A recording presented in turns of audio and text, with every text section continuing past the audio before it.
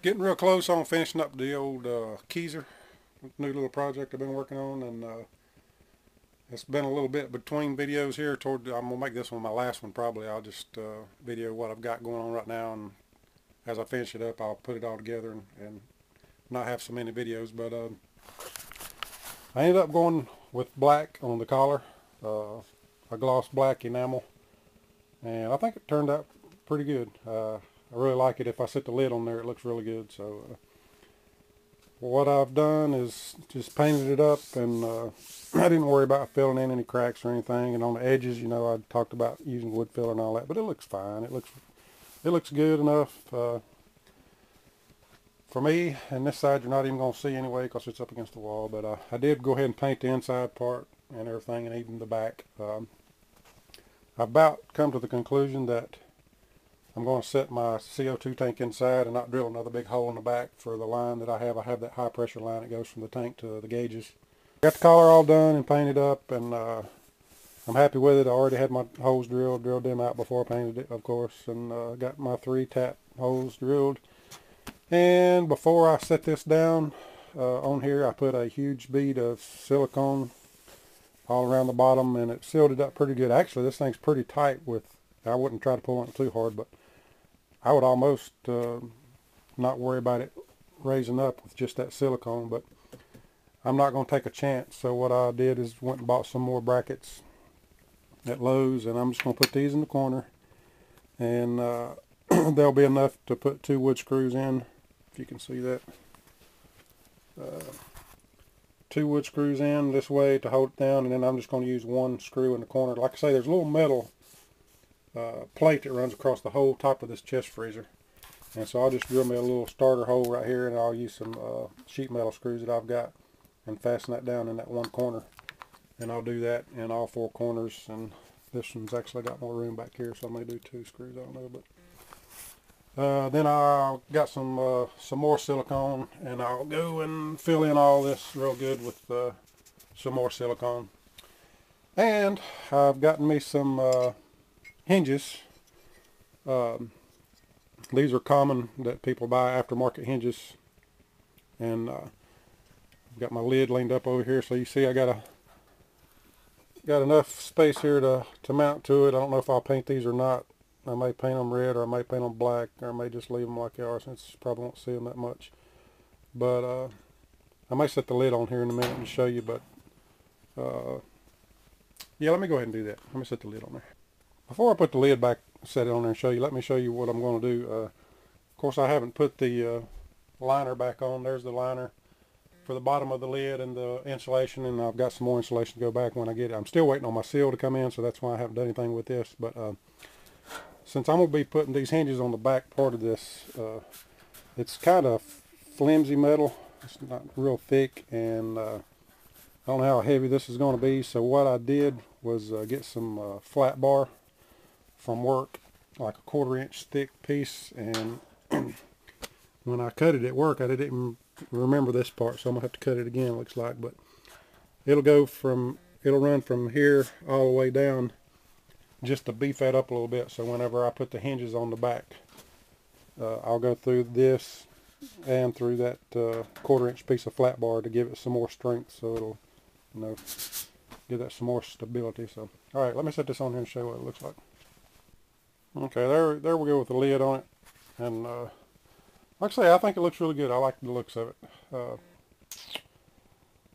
think it turned out pretty good. If you can get ready for that bold red coming out at you. But like I say, I've already got these hinges. I didn't want to buy hinges. I was hoping to. I actually went to our local scrapyard a couple of times, or called them a couple of times, and they had some old chest freezers and stuff that people had thrown away. And I never could catch them. I never could get away before they crushed them, and they won't hold and sit and wait on. And by the time I drove across town 2 or 3 times to try and catch them, and I called several places to see if anybody had any old ones that I could take off, I was just, I was wasting more gas than it would to cost to get these. So these were like $9 a piece plus shipping for the pair. So these will go on the back here, and basically just go like that. So look what I got in the mail today. A nice new replacement seal for the old Keezer. And very excited about that. Hockey player, right off the bat, thank you. Appreciate you hooking me up. We'll definitely pay you back. And I'm very excited about this. And I've got everything that I need now. I got the other Johnson controller actually for my birthday about a week or so ago. And now I've got the seal and ready to rock and roll this thing. Alright, as you can see, I've dry fitted everything and stuck the seal on the little liner inside, and then I lined my hinges up where I thought they needed to go. Got them all level, and I just kind of guesstimated on how low they need to go. I just kind of went towards the bottom, as you can see, and got 4 wood screws in the bottom part, and then I just marked off the top part, and actually I did take the lid off and drilled the holes for it, but they line up a little better than they look right there. And I'll put 1/4-inch bolts in there in a minute, but first thing I'm going to do is take this lid back off and clamp that piece of flat iron to the inside and mark it with a pin, and then drill those holes out and get that bad boy bolted on there.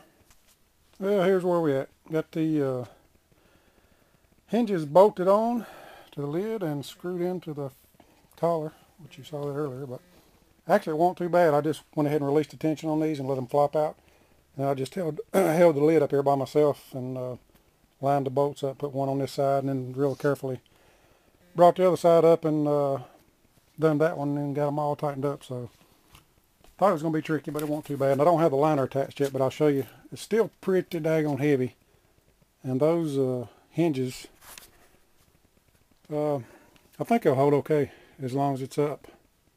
I don't know. I've been sitting here playing with it, and I don't know if I'll trust it or not, especially after I get the insulation in there. I know it'll add just a tad more weight.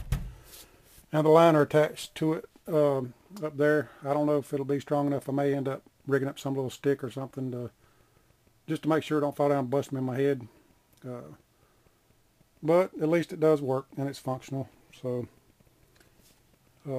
probably should have went with a little heavier duty hinge, but I didn't really want to spend a whole lot more than what I did, and I maybe could have put a 3rd hinge in the middle, but it'll be alright. No more than you have to open it and leave it open. It won't be no big deal. So, of course, you've seen where I had the lid fastened with the bolts, and it's staying up on its own pretty good, but it's still going to have to be held in place by a stick or something. Last night that I didn't show on camera, you know, I've got the liner, the lid liner, just laying here on top of the seal, and it's going to be fastened to the top of the lid here shortly. And I was going to just go ahead and use this. This is the original insulation that was in this thing. It fits pretty much in the middle, and on the sides was some like regular house insulation, just kind of went around the sides to fill in. And I threw it away because I guess over the years where that thing had got moisture up in the lid and all, it was kind of rusted a little bit and nasty, so I threw that part away. But last night I had cut these 2 pieces of insulation. I had some insulation here in the house where I didn't use from some remodeling, and I cut 2 pieces of that and stuck up in there, and it just without this piece in here.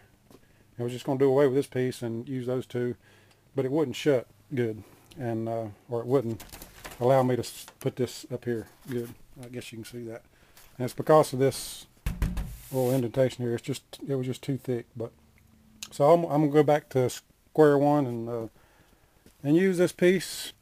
You can see how I've got the seal over top of the liner here, I guess is what you call this piece. And the original little clips were these metal clips, and I thought that was cool. Since they were metal, I'd be able to reuse them, but I tried to reuse them last night, and I'm going to have to spread each one of them out. They're just not, I don't think they were going to hold up really good. Excuse me, if you can see that. So I don't like that. I don't have to pry them all out, and when you push them back in, they lose what little elasticity they have with that metal. So today I picked up some plastic ones, and this is as small as I could find. And as you can see, they're plastic little inserts, and they're pretty much like the ones you see on a normal type refrigerator these days. Alright, that was a pain in the ass. Not really, but it did require some ingenuity and effort for one person doing this by himself.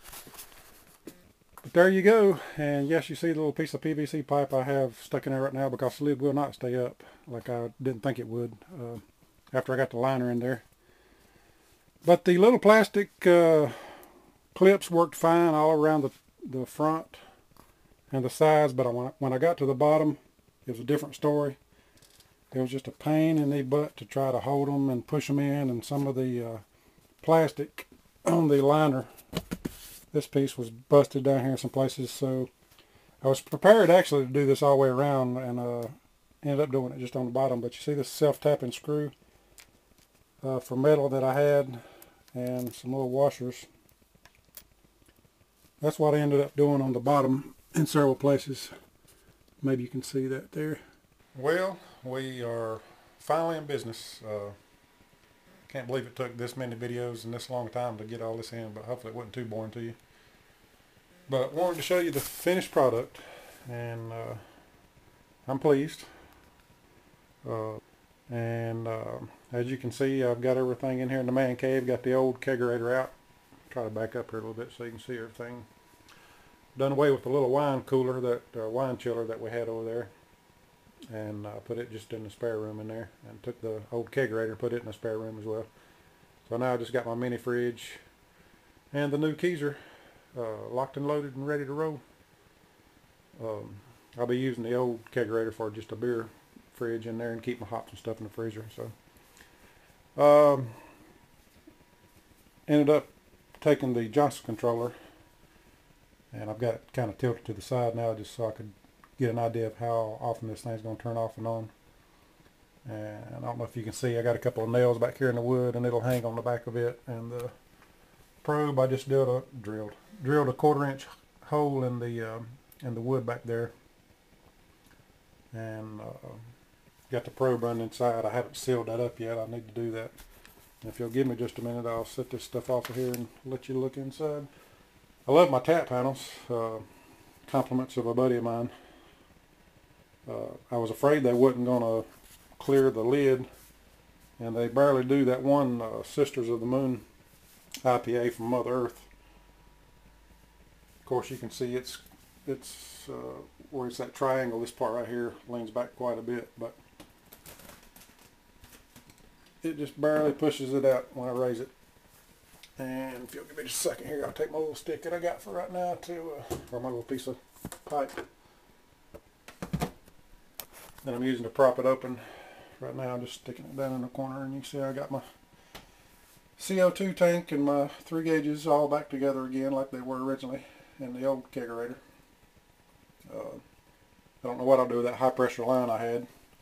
May end up selling it or just hanging on to it, but I just got my probe kind of dangling in here right now, but I'll probably just kind of run it across the back here somewhere and fasten it back here and let it hang down out of the way. And yeah, it's chilled down good. I got it set on like 36 degrees right now, and that's my pumpkin spice ale. That's all I've got on tap right now. Yesterday, before I moved everything out of the Kegerator, I decided I would try to bottle up what I had left of my Oktoberfest and my Pliny of Ice clone. So I bottled up. I knew they was close to being empty anyway, so I went ahead and bottled them up and finished out the keg so I wouldn't have to stir them up and let them resettle and all that good stuff. But as you can see, I got plenty of room. I'll probably be moving the kegs. Well, actually, I'll probably keep the kegs on this side so I won't have to worry about lifting over the tap panels. And if I'm only going to have 3 on tap right now, it's not going to be that big of a deal. Probably the most I'll ever have on tap is 5. I may end up putting another tap here and here. But at least with 3 going, I'll still have room to have some in here chilling down and ready to carbonating and ready to go. I may add a manifold to that thing so I can carbonate, or get me another little small tank to sit in there so I can carbonate other beers and have them ready to go when something else runs out. But 9 kegs will fit in here. It would be kind of a tight fit with 9 with all the hoses running and everything. I'm still going to label my hoses Probably won't be so bad with just 3 in here, but I'll just put like a piece of red tape here and a piece of red tape here to know, you know, so if they get bundled up down there, I'll be able to know which one's which. And you see my freezer just kicked on, so. And I'm getting low on CO2, I see, so I'm going to have to get that filled. But yeah, very pleased with this project, and this thing's really quiet. I don't know if you just heard it kick on, but this chest freezer, it's not loud at all. It's an older model, I think 70s, if I remember right. When I got it done, I still had it sitting in the room in there. I put a flashlight inside the Keezer here and turned it on and turned all the lights off at night and I could see just a little bit around the seal. Was not sealing as good as I like, and it's probably not that big a deal since all the cold stays in the bottom. But I went out this morning and bought some weather stripping, and I think I'm going to put some weather stripping down along the top of the wooden collar here. May have to staple it or tack it with some small nails or something to get it to stick good, but that'll just give another little cushion between the seal and the collar. Like I say, it's not very much, and that seal's, you know, it's new, so it still needs to get, I guess, worked in place and everything. But the other thing I need to do is get a little fan. I've got like one of these little small 7, 8, 9-inch fans, whatever they are, and I'm gonna cut the power cord so I can drill a hole and run the power cord out, and then I'll just butt connect it back together and plug it in. I want to keep the air circulating in there. Anyways, there you go, latest project, Jake's new Keezer, and I'm very pleased with it. So something else I'll be able to do too is I was thinking, if I don't have a lot of kegs going on in there, just like right now I have a arrogant bastard clone over there, and I'll be able to, like, if I have the room, if I don't have a lot going on in there, I can set, you know, 5 gallons like that in there and cold crash it. That way I don't have to worry about taking whatever's in my fermenter in there out my other chest freezer and changing temperatures and all that good stuff. So that's another good thing. But anyway, there we go. Questions, comments, lay them on me.